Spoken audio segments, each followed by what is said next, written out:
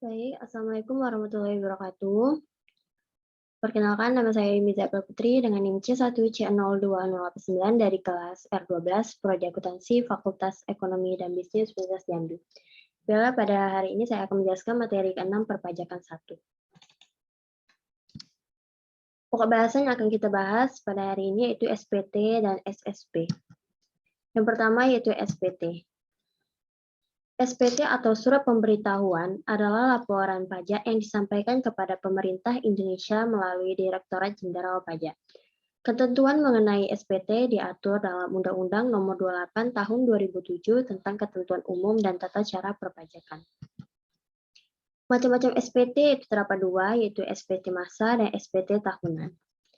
SPT massa yaitu digunakan untuk melaporkan pajak dalam kurun waktu tertentu atau bulanan. Jenis pajak yang harus dilaporkan setiap bulan melalui SPT massa terdiri dari pajak penghasilan pasal 21, PPh pasal 22, 23, 25, 26, PPh pasal 4 ayat 2, PPh pasal 15, dan pajak pertambahan nilai atau PPN dan pajak atas penjualan barang mewah, PPNBM, serta pemungut PPN.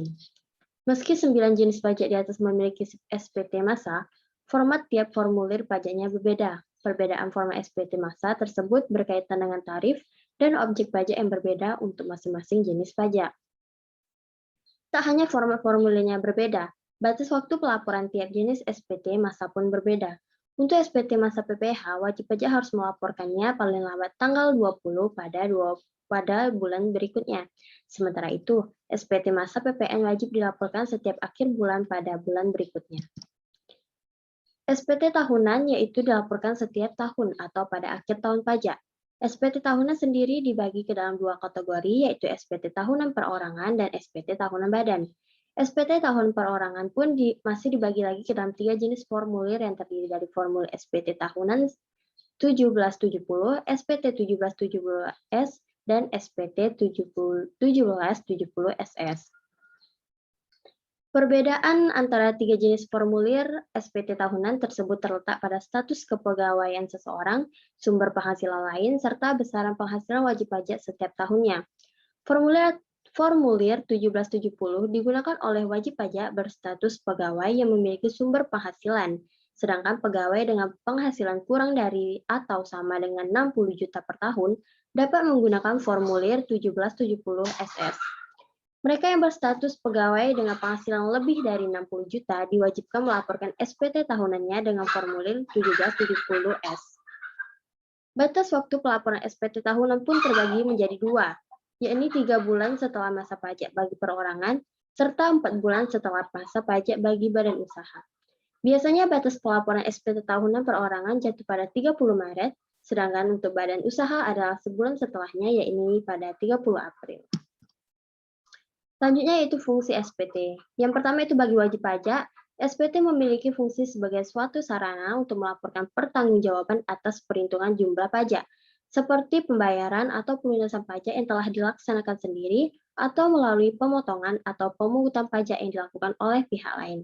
Kemudian penghasilan merupakan suatu objek pajak yang dikenal PPh final, serta pembayaran dari pemotongan atau pemungutan pajak orang pribadi atau badan. Yang kedua yaitu bagi pengusaha kena pajak atau PKP. Bagi pengusaha ini memiliki fungsi sebagai suatu sarana untuk melaporkan dan mempertanggungjawabkan kewajiban pajaknya, di mana ini meliputi setiap perhitungan jumlah PPN dan PPNBM. Terkait dengan hal pengkreditan pajak masukan terhadap pajak keluaran, serta melalui pemungutan pajak oleh pihak lain dalam suatu masa pajak sesuai dengan ketentuan perundang-undangan perpajakan yang berlaku. Kemudian itu bagi pemotong atau pemungut pajak, yaitu sebagai sarana untuk melaporkan pajaknya, serta memberikan pertanggungjawaban atas kewajiban pajaknya, yaitu pajak yang telah dipotong atau yang telah dipungut oleh pihak lain serta penyetorannya. Yang terakhir yaitu bagi petugas pajak, yaitu memiliki fungsi sebagai suatu sarana untuk menguji kepatuhan wajib pajak. Hal ini ditujukan dalam rangka melaksanakan serta menjalankan fungsi pengawasan. Selanjutnya yaitu bentuk dan isi PPT berdasarkan Peraturan Menteri Keuangan Republik Indonesia Nomor 9 PMK 03 2018 tentang perubahan atas Peraturan Menteri Keuangan Nomor 243 PMK 03 2014 tentang surat pemberitahuan. Bentuk SPT terbagi menjadi dua, yakni dalam bentuk hard copy atau formulir dalam bentuk kertas dan dokumen elektronik. Meski terdapat dua bentuk SPT masa PPN, namun kini pengusaha kena pajak atau PKP wajib melaporkan SPT masa PPN menggunakan dokumen elektronik melalui e-filing. Hal tersebut pun terdapat pada pasal 3A ayat 3 PMK nomor 243 PMK 03 2014. Berikut adalah contoh dari bentuk dan dari isi PPT. Selanjutnya itu pembetulan SPT. Pengertian pembetulan SPT dapat diketahui dalam Undang-Undang Nomor 6 Tahun 1983 tentang Ketentuan Umum dan Tata Cara Perpajakan dan Undang-Undang Nomor 28 Tahun 2007 sebagai perubahan ketiga atas dasar peraturan perubahan SPT tahunan.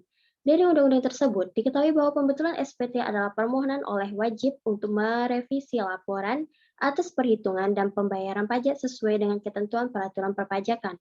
Cara melakukan pembetulan SPT yaitu sebagai berikut. Yang pertama itu pastikan masuk ke dalam sistem. Tentu saja untuk membentukkan SPT, pemberitahuan awalmu harus diterima dulu. Kemudian lakukan pembetulan. Dengan memastikan SPT lama diterima, saatnya mengisi SPT yang baru. Pembetulan ini bisa kamu lakukan dengan menulis di formulir seperti biasanya. Kemudian kirimkan formulir pada KPP, yaitu kepada kantor pelayanan pajak, dan ada dua pilihan mengirimkannya, secara online dan offline. Sedangkan batas waktu untuk penyampaian SPT yaitu untuk SPT tahun PPh wajib pajak, yaitu untuk surat pemberitahuan PPh wajib pajak orang pribadi dan untuk SPT massa. Nah, untuk surat pemberitahuan SPT tahunan PPh wajib pajak orang pribadi, itu batas waktu penyampaian SPT-nya paling lama 3 bulan setelah akhir tahun pajak. Tahun pajak adalah jangka waktu 1 tahun kalender kecuali bila wajib pajak menggunakan tahun buku yang tidak sama dengan tahun kalender. Dikecualikan dari kewajiban menyampaikan SPT tahunan adalah WPOP, yang dalam 1 tahun pajak menerima atau memperoleh penghasilan neto tidak melebihi penghasilan tidak kena pajak atau PTKP. Kekurangan pembayaran pajak yang terutang berdasarkan SPT tahunan PPh harus dibayar lunas sebelum SPT PPh disampaikan. Sedangkan yang kedua yaitu untuk SPT tahunan PPh wajib pajak badan, yaitu batas waktu penyampaian SPT-nya paling lama 4 bulan setelah akhir tahun pajak. Yaitu tahun pajak yaitu jangka waktu 1 tahun kalender kecuali bila wajib pajak menggunakan tahun buku yang tidak sama tahun kalender. Kekurangan pembayaran pajak yang terutang berdasarkan SPT tahunan PPh harus dibayar lunas sebelum SPT PPh disampaikan. Sedangkan untuk SPT massa, yaitu batas waktu penyampaian SPT-nya paling lama 20 hari setelah akhir tahun pajak. Menteri Keuangan menentukan tanggal jatuh tempo pembayaran dan penyetoran pajak yang terutang untuk suatu saat atau masa pajak bagi masing-masing jenis pajak. Paling lama 15 hari setelah saatnya terutang pajak atau berakhirnya masa pajak. Tanggal jatuh tempo pembayaran, penyetoran pajak, dan pelaporan pajak untuk SPT massa. Dan yang terakhir yaitu sanksi terlambat atau tidak menyampaikannya SPT. Terlambatnya lapor pajak pribadi, yaitu batas akhir lapor surat pemberitahuan SPT tahun pribadi adalah paling lambat 3 bulan setelah tahun wajib pajak. Apabila WP terlambat melaporkan SPT tahunan pajak penghasilan, maka akan dikenakan sanksi administrasi berupa denda senilai 100.000 yang dihitung 1 kali setiap keterlambatan. Sedangkan untuk tidak lapor pajak pribadi dengan lengkap dan benar, WP juga akan dikenakan sanksi berupa kenaikan pembayaran apabila WP tidak menyampaikan secara benar dan lengkap, atau WP terbukti melampirkan keterangan yang isinya tidak benar, karena kealpaan dan baru pertama kali.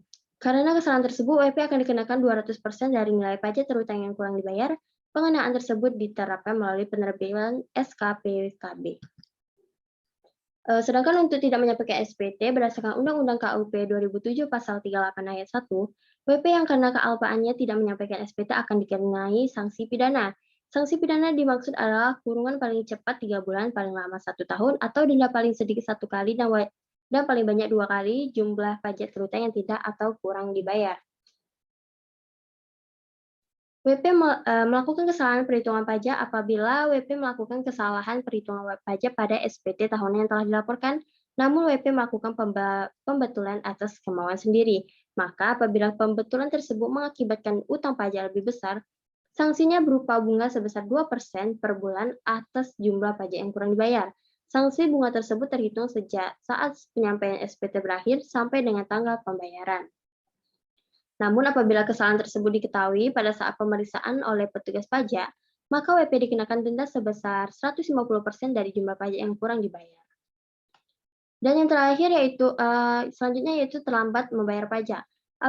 Apabila status SPT tahunan WP kurang bayar, namun WP terlambat melakukan pembayaran pajak, maka wajib pajak akan dikenakan sanksi administrasi berupa bunga sebesar 2% per bulan. Bunga tersebut dihitung mulai dari berakhirnya batas waktu penyampaian SPT sampai dengan tanggal pembayaran. Adapun bagian dari bulan dihitung 1 bulan penuh. Kita masuk ke pokok bahasan yang kedua yaitu SSP. SSP merupakan suatu bukti pembayaran atau penyetoran pajak yang telah dilakukan dengan menggunakan formulir atau telah dilakukan dengan cara lain ke kas negara melalui tempat pembayaran yang ditunjuk oleh Menteri Keuangan. Pengertian lain juga menyebutkan bahwa SSP merupakan suatu surat yang digunakan oleh wajib pajak untuk melakukan pembayaran atau penyetoran pajak yang terhutang ke kas negara.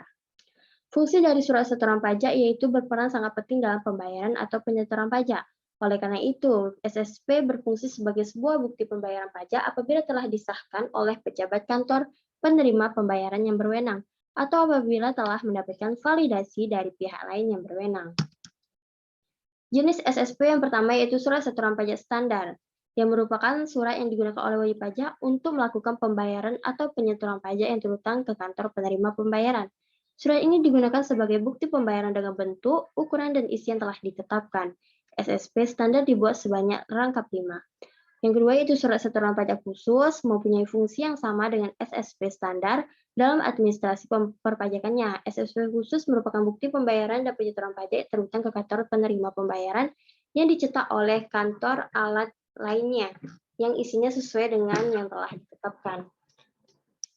SSP ini hanya dicetak pada saat transaksi pembayaran atau penyetoran pajak sebanyak 2 lembar, yang berfungsi sama dengan lembar ke-1 dan lembar ketiga SSP standar, atau dicetak terpisah sebanyak 1 lembar, yang berfungsi sama dengan lembar kedua SSP standar untuk diteruskan ke KPPN sebagai lampiran daftar nominatif penerimaan DNP. Yang ketiga yaitu surat setoran pembayaran cukai dan pajak dalam rangka impor, yang merupakan SSP yang digunakan oleh importir atau wajib pajak dalam rangka impor. SSP-CP ini dibuat dalam rangka 6. Sedangkan untuk surat setoran cukai atas barang kena cukai dan PPN hasil tembakau buatan dalam negeri merupakan SSP yang digunakan oleh pengusaha untuk cukai atas barang kena cukai dan PPN hasil tembakau buatan dalam negeri. Sekian presentasi saya pada hari ini. Bila ada salah, saya mohon maaf. Wabillahi taufiq wal hidayah. Wassalamualaikum warahmatullahi wabarakatuh.